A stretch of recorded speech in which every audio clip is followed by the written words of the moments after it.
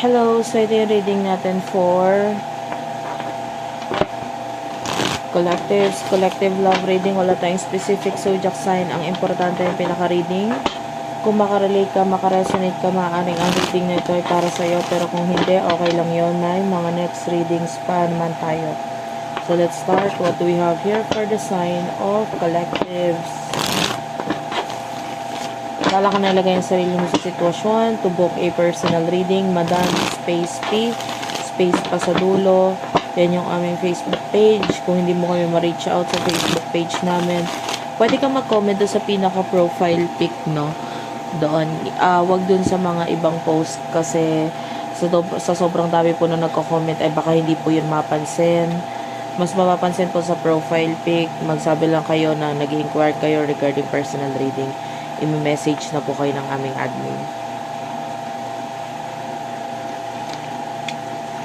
Ayan. Or sa email, virgophilippines@gmail.com. Pwede kayo dyan mag-inquire. Let's start. What do we have here for the sign of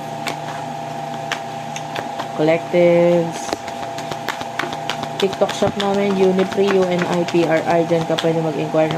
Dyan ka pwede mag-avail ng mga products na available sa amin ngayon. Marami ito, naramdaman ko yung energy ng ano dito.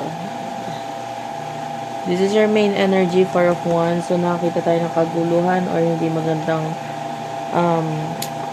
with regards to stability, money, finances, ganyan. Pwedeng home sa iba. Five of Wands, may kaguluhan dito or medyo hindi okay ang sitwasyon pagdating dito sa area na ito. With the Page of Cups, someone here is pwedeng naging hindi immature, or pwedeng naging immature, and yung iba, it could also be you. Tapos with the Queen of Swords, pwedeng may mga naging decision ka or may mga ginawa ka regarding dito sa mga bagay na ito ngayon. Some kind of pagka-cut off or pagtapos ng isang partnership or pagdating dito, gusto mo nang matapos kung ano man itong bagay na to with the Two of Cups. So, I feel like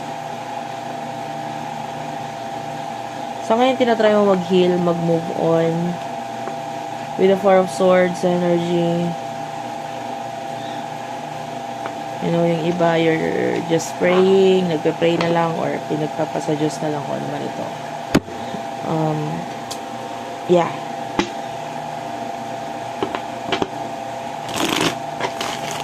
Sino yung person na connect mo pagdating sa love?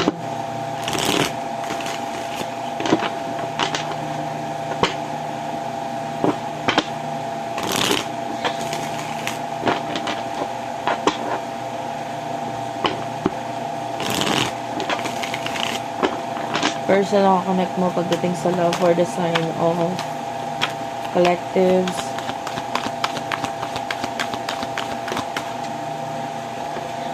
The person that you're dealing with, you do have the Two of Wands.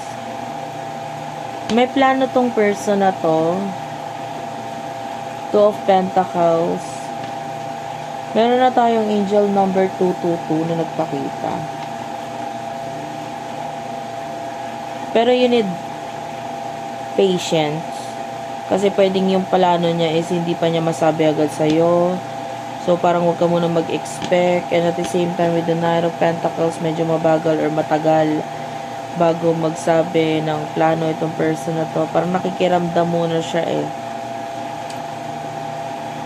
Yeah, this person is always thinking about you. Iniisip ka niya with the Three of Wands and with the Tower. Pwedeng itong person na to is may mga endings or may mga naiisipan niya na siyang i-end ngayon dito sa sitwasyon niya. So, parang pwedeng in a way, ikaw din yung naiisip niya pagdating dito sa bagay na to. So, kung ano yung dapat niyang i-end. Like, gusto niya makipag-connect or communicate sa'yo with the Page of Wands. Yung iba pwedeng may communication, yung iba pwedeng wala. Kung wala, iniisip niya pang makipag-communicate sa'yo. Kung meron, yung regarding do sa offer or regarding do sa gusto niyang sabihin ay medyo pinag-iisipan niya na ngayon.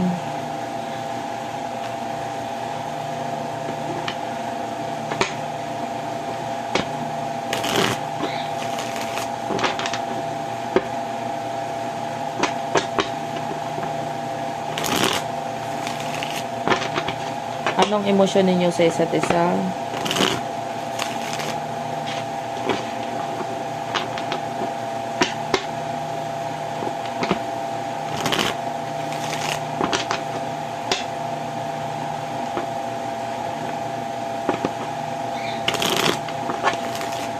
Emosyon ninyo sa isa't isa, spirit guides, angel guides for the sign of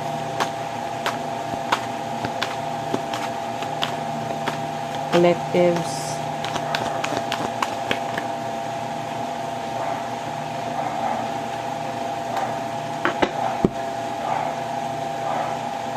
You do have here the High Priestess, the King of Wands. You're a very spiritual person. Sa ngayon, I feel like you're minding your own business, lalo na with the King and Queen of Wands here.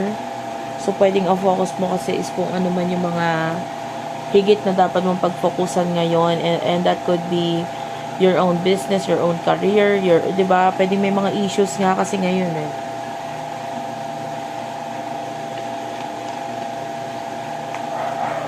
So pagdating dito sa person na ka-connect mo, wala kang masyadong, hindi naman sa walang pakialam, pero hindi sa kanya yung focus mo talaga at all. May mga issues ka ngayon, and ito yung main focus mo. Pagpasensya mo na yung aso guys kung naririnig sa video, hindi ko yung pwedeng pigilan. Sa kapitbahay po yun. So anyway, anong emotion ng person ito for you?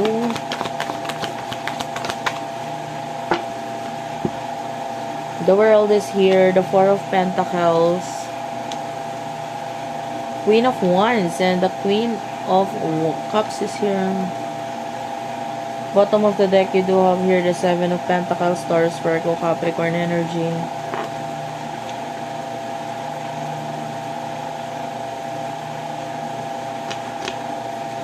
I feel like naging open siya pagdating sa kung ano yung emotion niya para sa'yo. Kung hindi pa siya nagiging open, this person is about to pwedeng mag-open up siya sa'yo. Kasi with the Four of Pentacles, pwedeng matagal niya na itong pinipigilan or itinatago niya ito matagal na.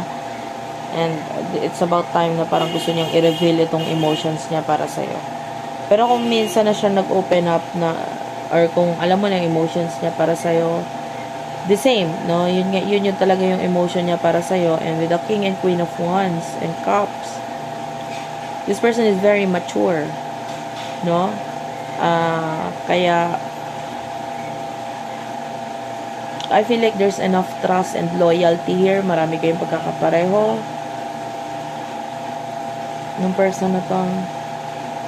So ito, napaka-mature ng reading sa totoo lang, kasi although may emotions, may love tayong nararamdaman, ang main focus is yung reality pa rin. And it's just that marami kang, ikaw sa sitwasyon mo lalo, marami kang dapat asikasuhin or unahin muna sa ngayon at hindi yung connection ninyo. And itong person na to, I feel like meron din siyang sarili niyang issues na kinakaharap ngayon, and soon pwedeng i-reveal or sabihin niya itong mga bagay nito sa'yo, pero yung iba pwedeng nasabi na niya. So yeah, so what will happen in the near future para sa inyong dalawa?